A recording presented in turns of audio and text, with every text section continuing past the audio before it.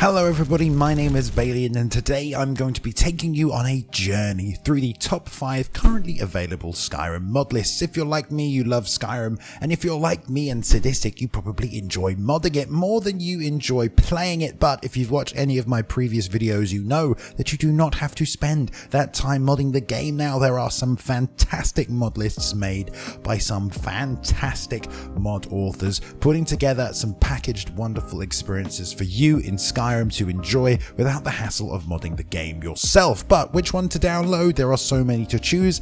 Thankfully for you, I have played many of these mod lists, and I'm here today to give you my opinion on what the top 5 are. Now, specifically, this is of course always down to your own personal preference. I'm not saying any of these are better or necessarily worse than others, but these are my top 5 based on the experience I like to have in Skyrim. So let's take a look at the top 5 today. Don't forget, if you do enjoy this video, to hit subscribe and give us a like. I do push out a lot of different videos, lots of Skyrim content, as well as other gameplay stuff as well. But that being said, let's get into it. Number 1, Ultimate Skyrim by Dylan Perry and Lady Zephyr.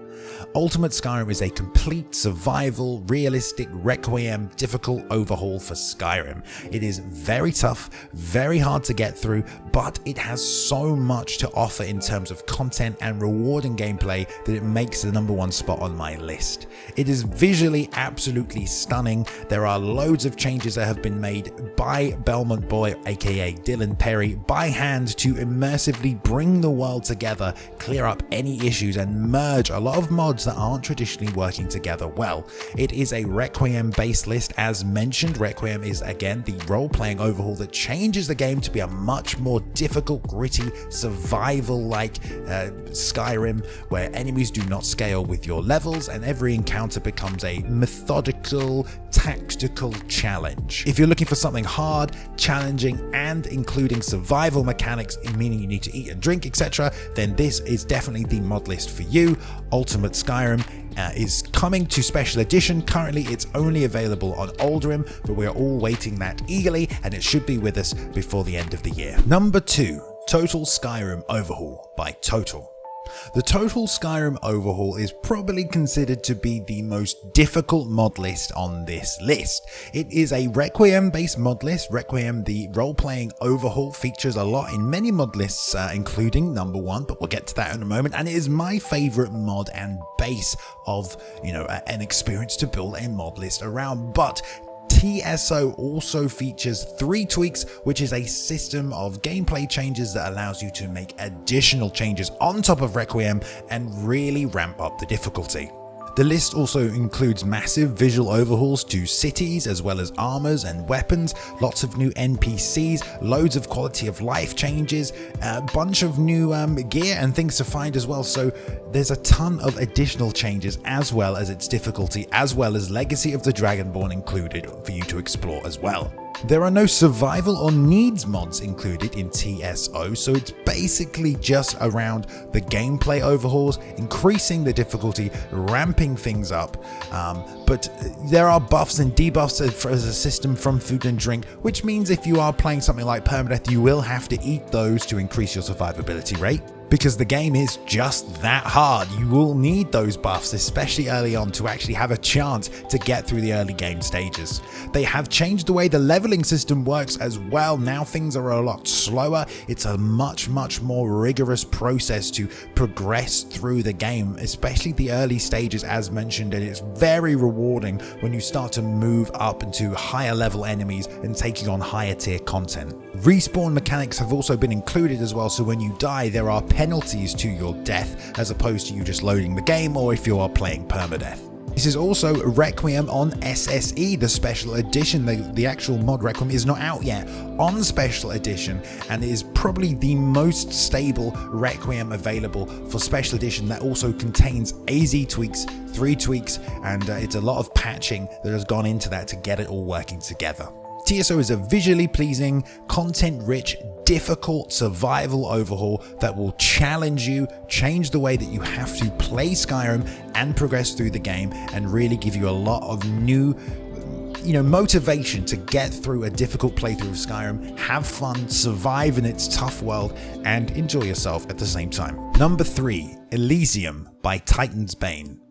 Elysium is considered by some to be the most visually pleasing mod list out there. Now, of course, we all have our own preferences, but it does not skimp when it comes to graphics. As well as that, it is a list that plays on the Skyrim suite of mods. These include big overhauls such as Apocalypse, Ordinator, things you may be familiar with previously. It also includes 3D NPCs, which is a big interesting NPCs overhaul some of you may have played with, as well as the Legacy of the Dragonborn, Nemesis, Vroki. Some other core mods are Evenstar, which is a nice standing stone overhaul, Growl, the Werebeasts overhaul, Morningstar, which is a racial overhaul, Sacrilege, which is a vampire overhaul, Summer Mist, Thunder Child, Triumvirate, Vroki as mentioned, Wildcat and Winter Sun, which are all a lot of Enai's mods. Now Enai Cyalion, I can never pronounce his name, is a fantastic modder who makes a lot of gameplay overhauls for Skyrim. So if you're looking for something based around his list, something like Ordinator, in this case it's not using Ordinator, it's using Vokri, but as you can see, they are very heavily featured in this mod list. The mod list also includes Moraloot as well, which overhauls the looting system, which akins it a little to Requiem in that way. Reliquary of Myth, which is probably my favourite artifact overhaul for Skyrim. Animated Armory, the complete crafting overhaul, weapons, armor, clothing and clutters fixes, as well as spell perk item distributor. So there's a lot of gameplay changes and effects going on, as well as a very nice visual experience. Alongside this as well, it does include Legacy of the Dragonborn, which is the museum mod that lets you collect all of the artifacts from across Skyrim, as well as has its own questline. Interesting NPCs is featured as well. Missives is in there. Vigilant, Wormstooth are also in there, as well as the Tools of Kagranak, the Forgotten City, and Clockwork, as well as immersive world encounters. So you are going to get a bunch of new content in terms of your quests, minimalistic gameplay overhauls, trying to create a nice, easy Skyrim experience with a bunch of new quests, lands, and places to explore. It's a great list, very stable, looks great. And yeah, give it a try if you're looking for something not too hardcore, but something different from your regular Skyrim experience. Number 4, the Phoenix Flavour by Phoenix and Umgak.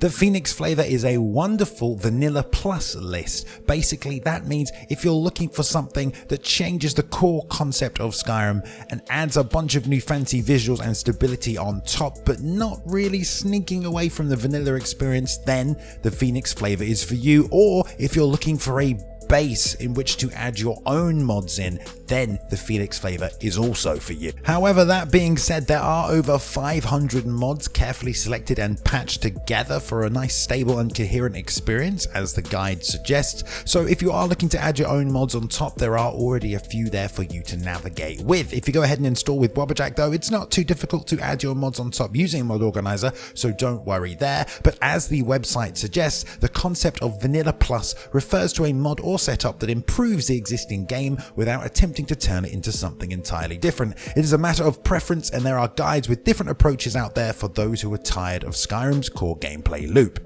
Visually, it uses Cathedral Weathers, which is one of my favourite weathers mods, as well as Cathedral Landscapes to go alongside of it. My favourite texture pack is also included with Noble Skyrim. The Dindolod usage, I believe, is custom as well, so they have a 3D LOD option also. There's a lot of gameplay overhauls included as well.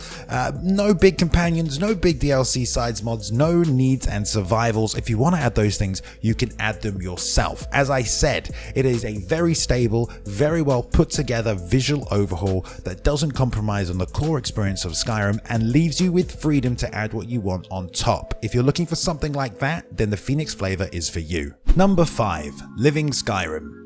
Kicking things off, we have a fantastic mod list called Living Skyrim. It aims to do just that, breathe some life back into Skyrim. It is a wonderful overhaul that focuses a lot on creating new immersive scenarios, content by introducing new NPCs, new locations, new decorations, visuals, adding a lovely new weather system, lots of new enemies to fight, new dungeons to explore, new followers to collect. You can pretty much go about 5 minutes without coming across something new.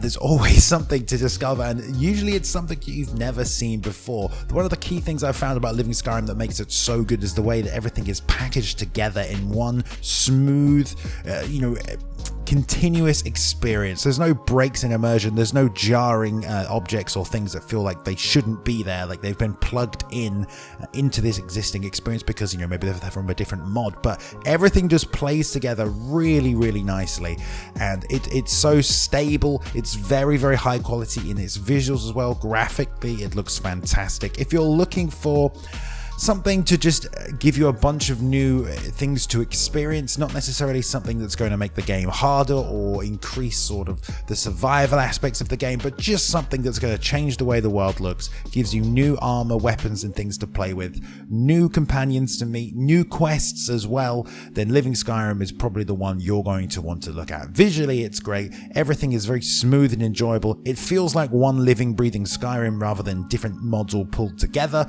Lots more traditional RPG elements when you're picking your character and your class as well. If you're looking for a fluid, new, ever-expanding Skyrim world, rather than something to challenge you, check out Living Skyrim. Thank you very much for watching, everybody. Do chuck us a like if you've enjoyed. If you have any questions about any of these lists, please feel free to comment below. Send this to a friend who might be trying to get back into Skyrim as well. Hopefully this can help them and help them understand how easy it can be now to play mod lists and give you an idea about which mod list you want to play. Thank you very much for watching. I appreciate it. Do subscribe for more content. Until next time, I will see you soon. Goodbye.